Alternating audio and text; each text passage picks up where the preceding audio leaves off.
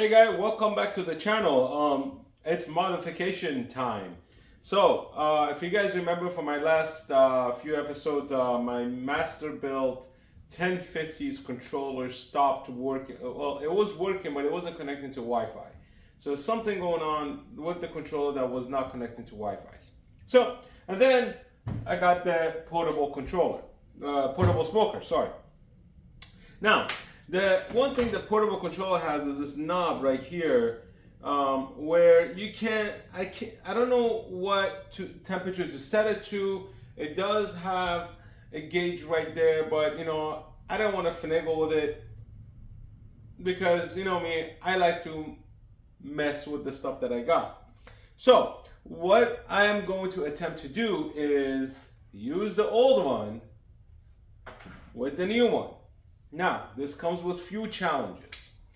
The old one, this old one, operates on a 12 volt output. This operates on a 6 volt output. In theory, we're gonna figure it out. We're gonna connect this to the multimeter to see the output of the fan, because so this black and red one is the fan control. This will speed it up, slow it down based on the temperature. And the white one, this is the thermometer stick. So this is the probe goes into the oven, into the chamber, and it tells the unit what the inside temperature is, and that's how the fan is controlled. So in theory, if I put 12 in here, it puts out 12 out in here. If I put 6 volts in here, it puts out 6 volts in here. But I don't know how the internal component is gonna like the 6 volt, because now we're cutting it down to half. So what may need to happen is I may need to get a step down 12 volt to 6 volts from this to the fan for this. Unless I could find a small 12 volt fan, then we're good. So I'm trying to avoid finding a fan for this thing. But nevertheless, let's give this a try. Let's see if this is gonna work. The first thing you wanna do, there's a plate. I already took this off. So there's this plate behind the chamber right here. It has 1, 2, 3, 4, 5, 6, it has 10 screws, and this whole thing pops out. Eventually, once I put this in, I'm not gonna need this. Next thing is we're gonna cut somewhere around here for this to sit here, like so. And then I'm gonna have to figure out a bracket for the back of it for it to stick. So there's gonna be some cutting and some modification going into this. So if you're not comfortable doing it, don't do it.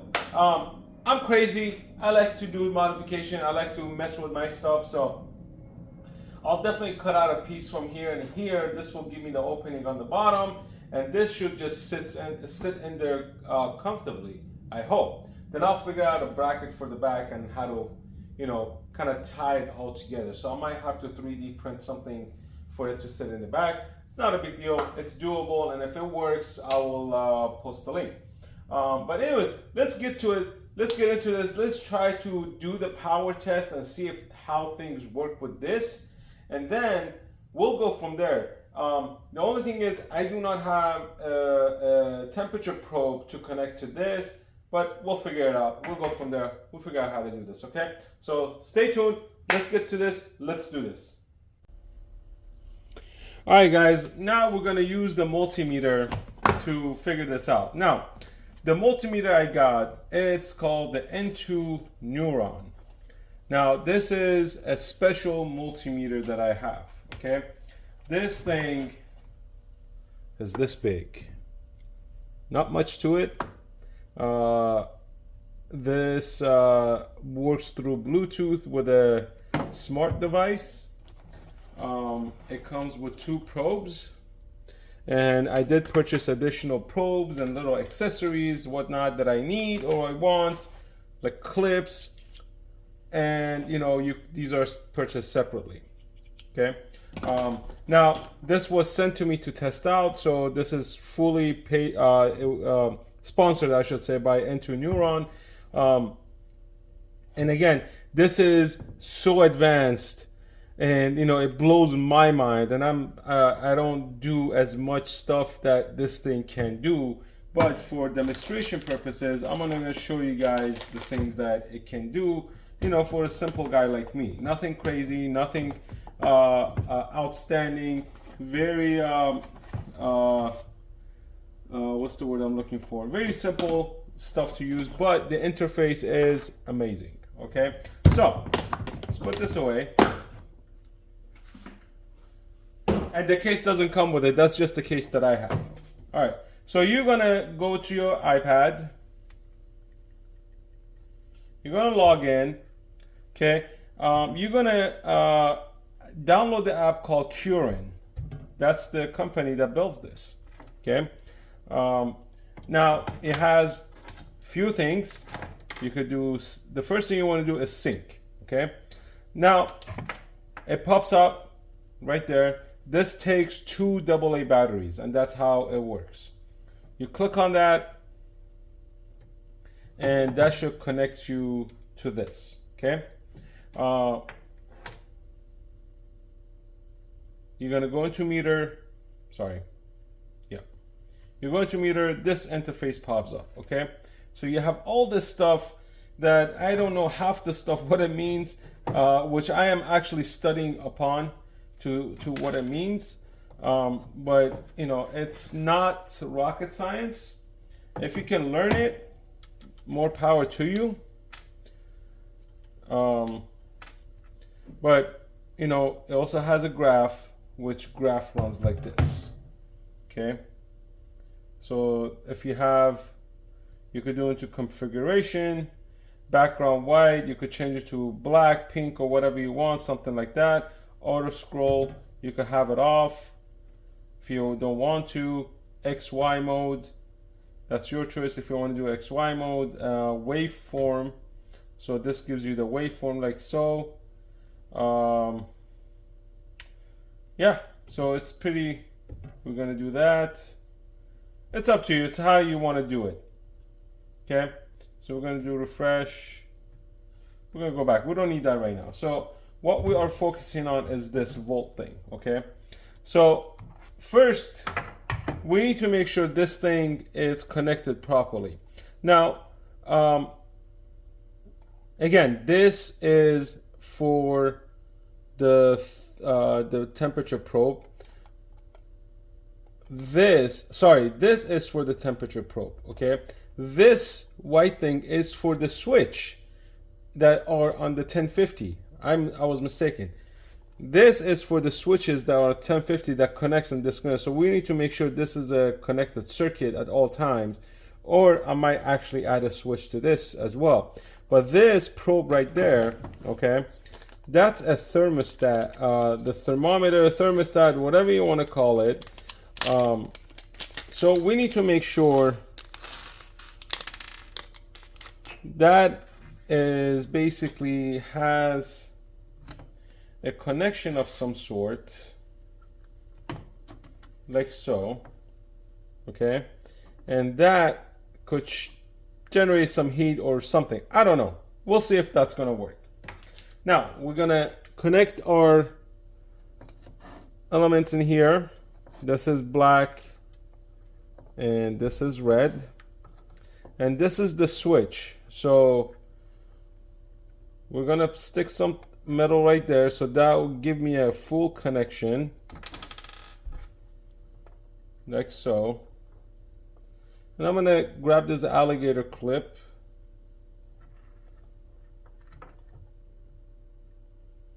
and put that here. Well, that didn't work. I'll actually just do it like this. There we go. That alligator clip could give me a full connection right there. Okay. Okay. So this is this power supply for this one.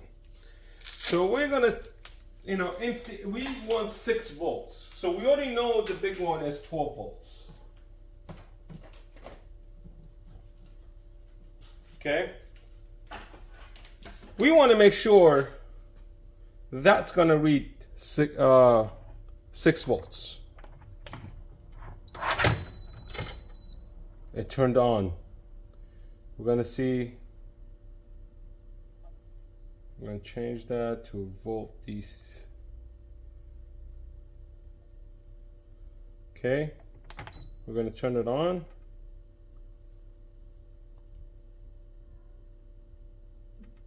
Okay, we have that. Temperature 225. Now that should kick in either 12 volt or 6 volts. Nothing happened. Oh wait, we're in AC, we need DC. 5.6 volts. That's what we need. It works. It's giving me consistent 5.6 volts. Now, in theory, this should work, right? So this is reading 73 degrees, 5.6 volts. This is the fan control. This is the thermometer inside. So I need to figure out how this is connected to the back of this. I just need to figure out how to connect this to that. So if I need to buy a separate thermometer, I'm okay with it. I just need to make sure this thing kicks in and turns on, and this thing can handle a consistent 6 volt input or output. So let's wire this up. I want to wire this up. I'm actually curious right now to see if this is going to work. So let's wire this up and come back. This thing is staying on. It's putting out 5.6 volts.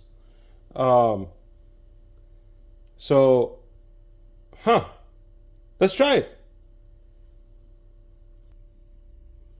All right, guys, so I have this whole thing kind of jerry-wigged and, hoping everything's connected and all that stuff. So I got the wires connected. So I'm going to hook up the power and see if my rig up, if it's going to work.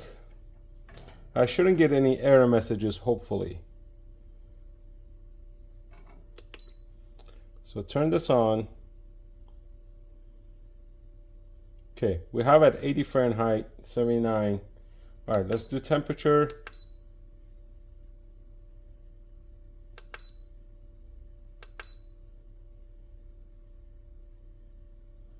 Nothing's going on. My ground wire might have an issue here.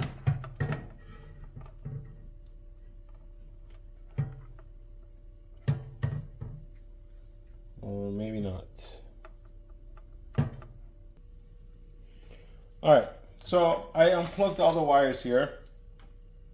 And we're gonna turn this on and we're gonna see what readings we get here.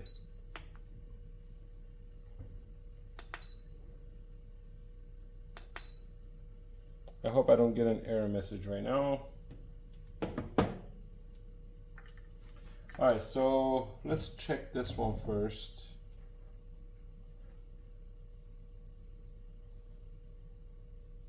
So 5.6 volts, this is what we get here. This was the power going in.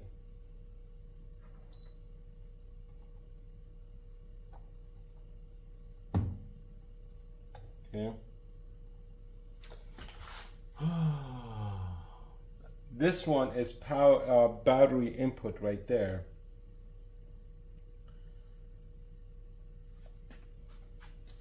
I need to see. This one is the power going into the board. So I need this to basically work on this. Basically, that's what I needed to do. So let's see if this actually helps kick in. Okay, so I found out which one's the fan.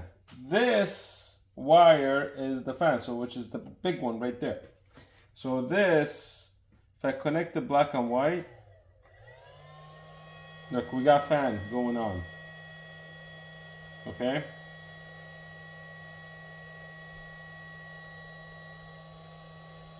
So I have that going on. All right, cool. So we got the fan. That's going in right there. Now, since this is the fan output, and this has its own circuit breaker, or no, sorry, it has its own circuit board. I have to figure out the way that I'll bypass this, okay, and be able to use the plug here. So basically, I don't need this board anymore. This board can come out because I don't need this wire anymore. This red wire is going to connect to this directly. What I need to figure out is how to connect this to the power inputs and all that stuff. So I'm going to rewire this whole thing. But before I do that, the first thing I'm going to do is I'm going to have this run for just probably like 40-50 minutes, and I want to see if this is gonna be able to fully support this 6-volt thing. And because we're going from 12 volt to 6 volt. This is a 12 volt unit, but it's already turning on at 6. So I need to make sure this is gonna stay on for a while before I go through all the rewiring and make sure I don't have to do the step down. So, and I have this little thing right here. This is for the door.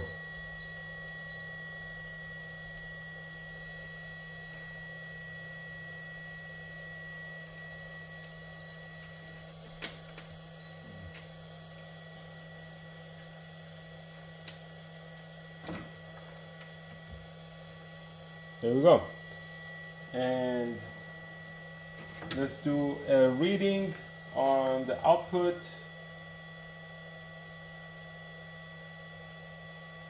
5.32, 5.33. I am going to actually connect the neuron to this using the clamps and see if I could get a graph on how good it does. Current AC, internal temperature,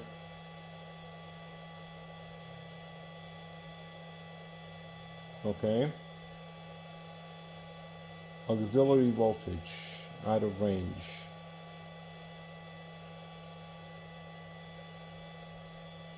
Guys, this thing is diode drop out of range.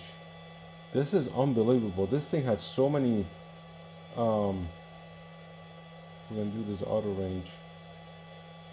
Sound on minimum. We're gonna do that one off.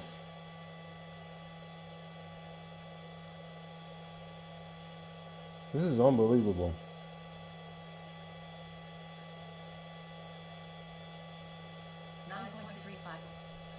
So it has auto that it has sound that you can actually read through this. If you want to hear it constantly.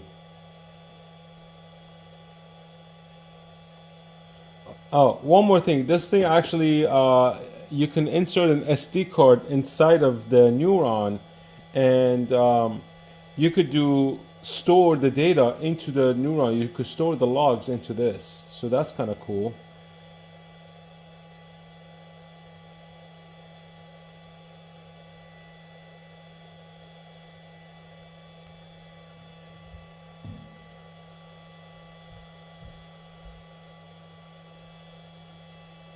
Let's see. Let's do the wave.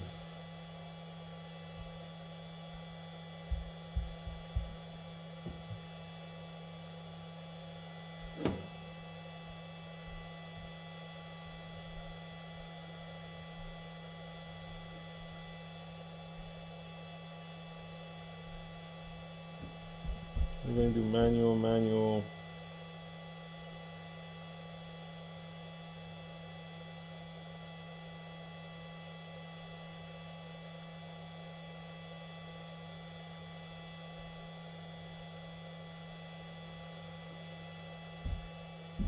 Yeah, I get, there's a lot of stuff in here that you can learn on your own. Do this 100.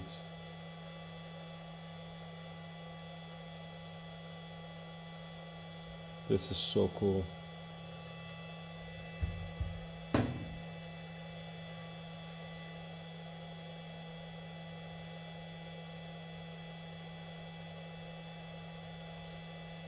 We're gonna do auto 125 hertz, real power. We're doing this off.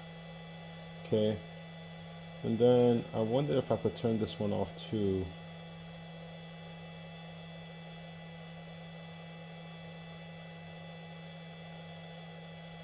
Okay, let's now go to the graph. Let's see if the graph is gonna give me any reading. Here we go. So that's the voltage right there.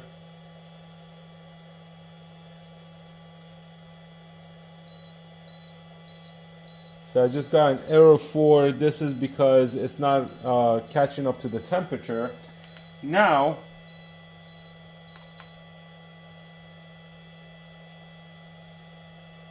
I wonder if I use a lighter, or actually I have the soldering iron, which is still hot.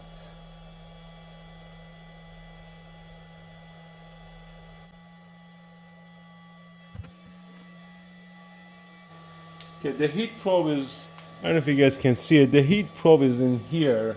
You know what, I'm just gonna buy a new heat probe for this thing. It's not worth the hassle to try to finagle with the heat probe that came with it. The heat probe is not expensive. It's probably like $5 or $10. So I'm gonna be able to do that. But my whole thing is I want this to go on for a while. The Aero 4 that we got is because the heat is not coming to temp. It's not coming up to 225. So the unit inside is like, hey dude, something's going on.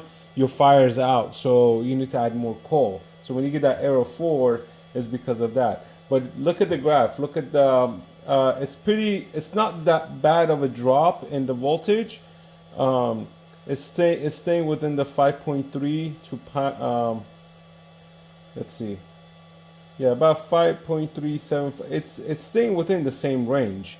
So if we go back, and if we read this, it's staying at 5.36. The unit is staying on. So I don't see the problem here at all. I'm just gonna let it run a little bit more.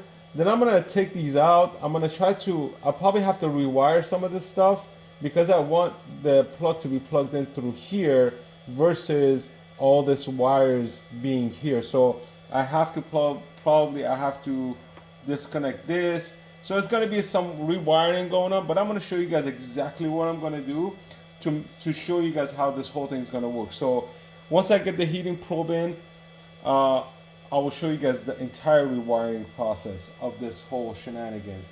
It's gonna be a mess, but it's gonna be a clean mess. So I'm excited. So let's do this. All right, folks. So this is fully wired up. Let me show you guys. So the battery and the plug input, it's wired through here, okay? And then I extended the wire to here, okay? So I spliced the plug that was here and plugged it, extended the wire. So you got the black and red. So this is white and blue, whatever I had, these wires.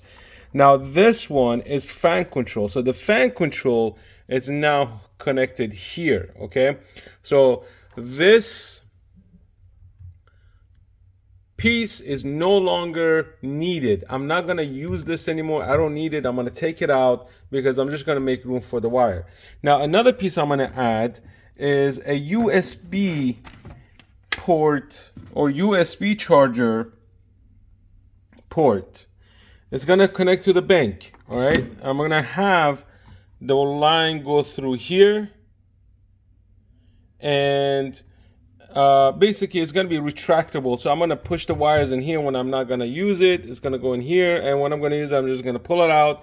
But I'm going to zip tie it somewhere so I don't pull it out fully. And what I'm going to do is I'm going to solder it to underneath the negative and the positive of the battery port, so where the battery is. Now this only puts out 5 volts, okay? Because that's what it needs to charge batteries.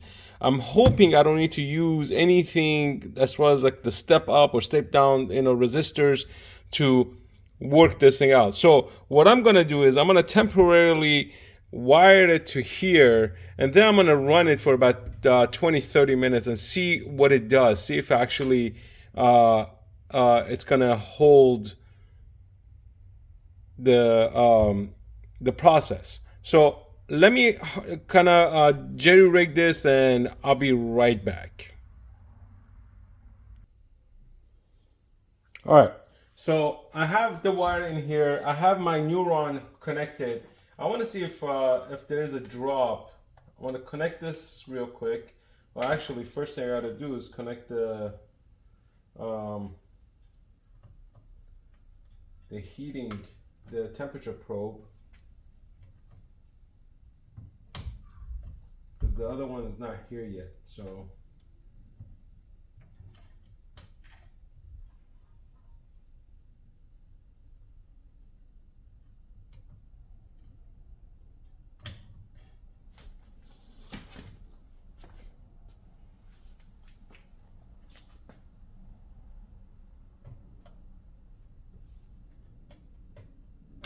All right, temperature probe is connected.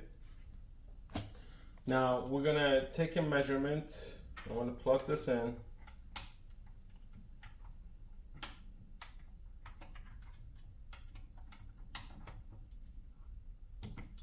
Should hear beep. All right, so 3 beeps. Let's see what reading are we getting. 5.5, 5.1. All right, so I'm gonna have the Neuron connected as I turn this on.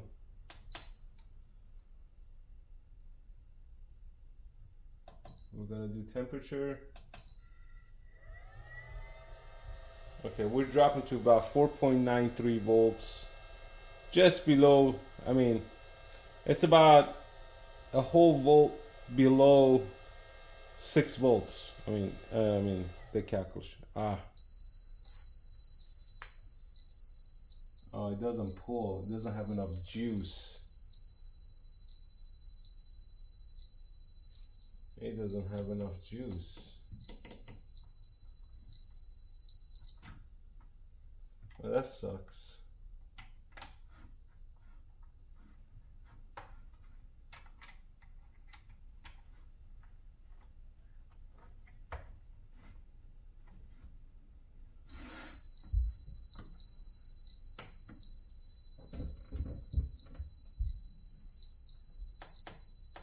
All right, so that plan is scrapped.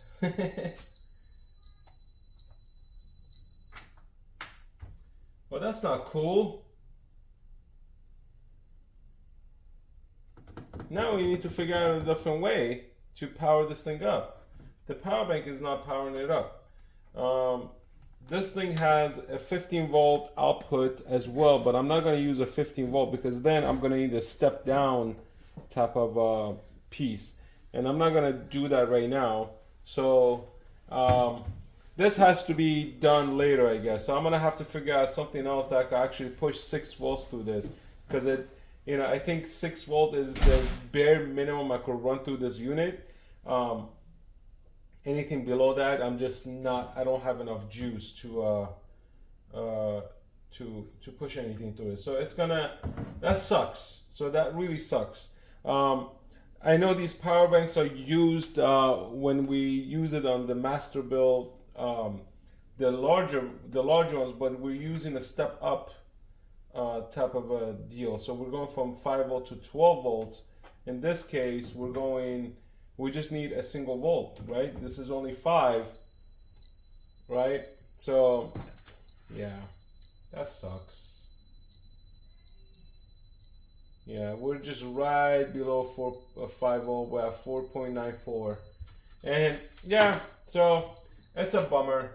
I will figure out another way to, use these power banks, but it's okay. I could take this apart later and figure it out. But you know, having Neuron as wireless as it is, because look, I could take this anywhere and the monitor's right there. I could do my testing and all that stuff. So this is a great unit to actually have.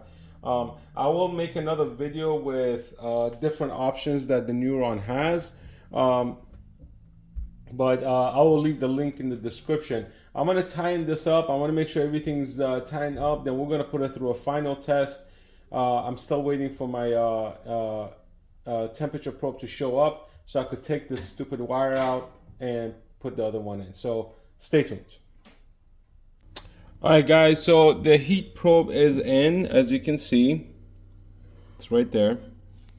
It's reading the temperature at 92. I had the lighter underneath it because I wanted to test out the fan and make sure everything is working. I put a lid switch right here. So if you see, it's like a magnetic switch. I'm gonna lock it real quick. I'm gonna show you guys what the bottom looks like.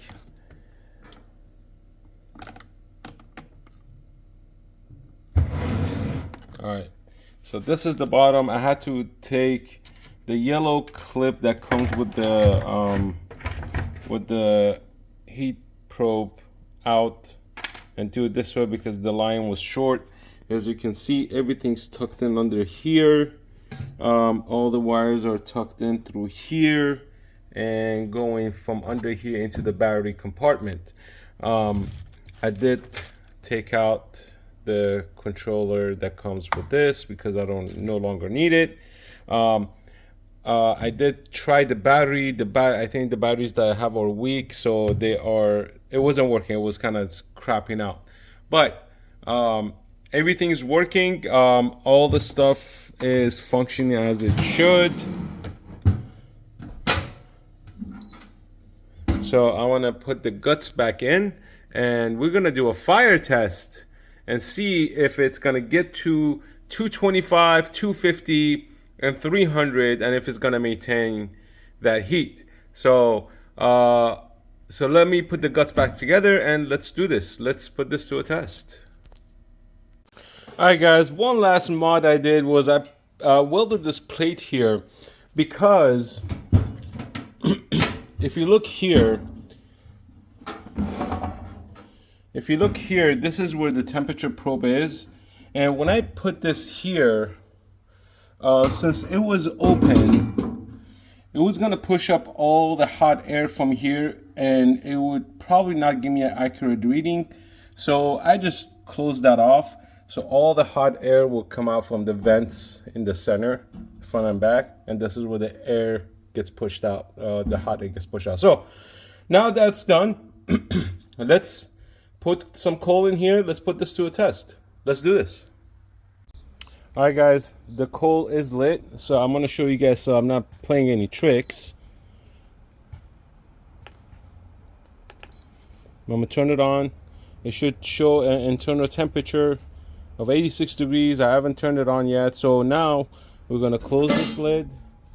We're gonna close this. And now we're gonna set it at 225. And let's see how long it takes.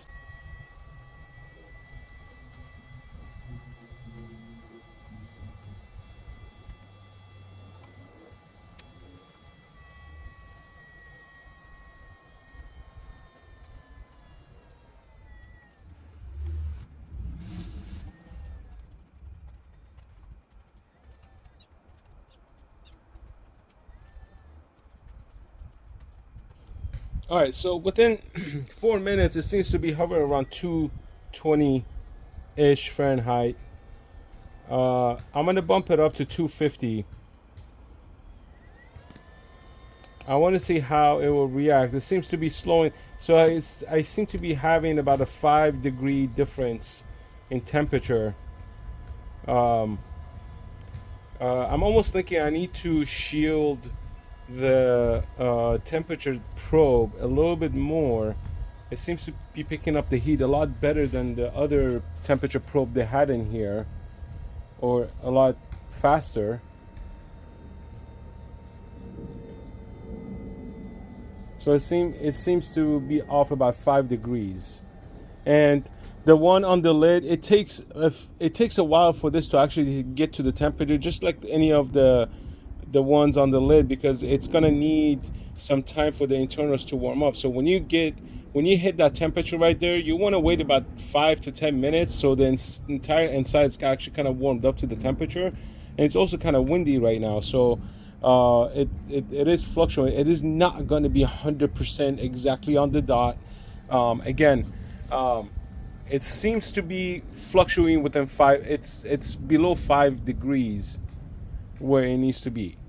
So 5 to 6 degrees. So I'm okay with it. As long as I don't have to muck with it, I'll set it to 5 degrees higher. So if I need 250, I would do 255.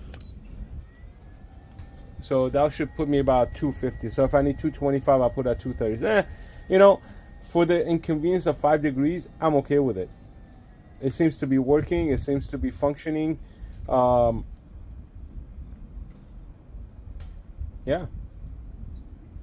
And if you can hear the fan, it slows down, it speeds up. I wasn't getting that with the other one. The other one I had to keep adjusting to the right dial to get the temperature I wanted. But let me push it up to 400 or 450.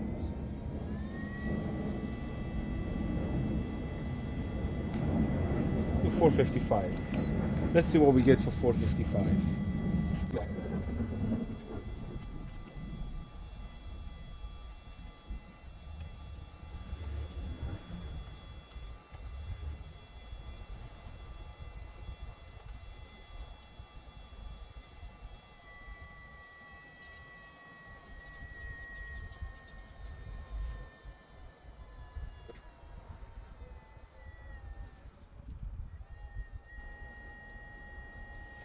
All right, so that wasn't bad. I'm gonna have it sit at this temperature for about 5 to 10 minutes. Then I'm gonna take a temperature reading to see what the grates are reading at as far as temperature goes. So I'll be right back. All right, it's been about 10 minutes. I'm gonna open the lid. Let's take a reading.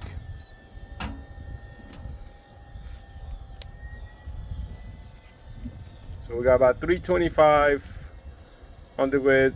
But internal, it's about 425, actually 450. It was 445 to 450. So I think it's working just fine to me, because the grids are not going to be the exact temperature that's reading on the thermometer anyways. So unless we let it sit for 30, 40 minutes. But if you can hear the fan,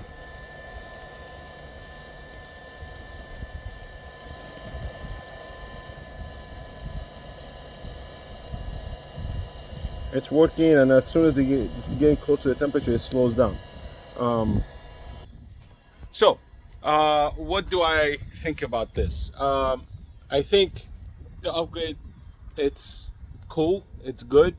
It might not be 100% to spec. As you guys saw, there's a 5-degree variation between what the unit's reading and what the temperature I set. Now, one thing I have to mention, the type of fuel you're putting in there, if it's briquette, or if it's lump coal, or if it's actual fire log, you're gonna get 3 different temperature readings. Now I know this because I use it on my 1050.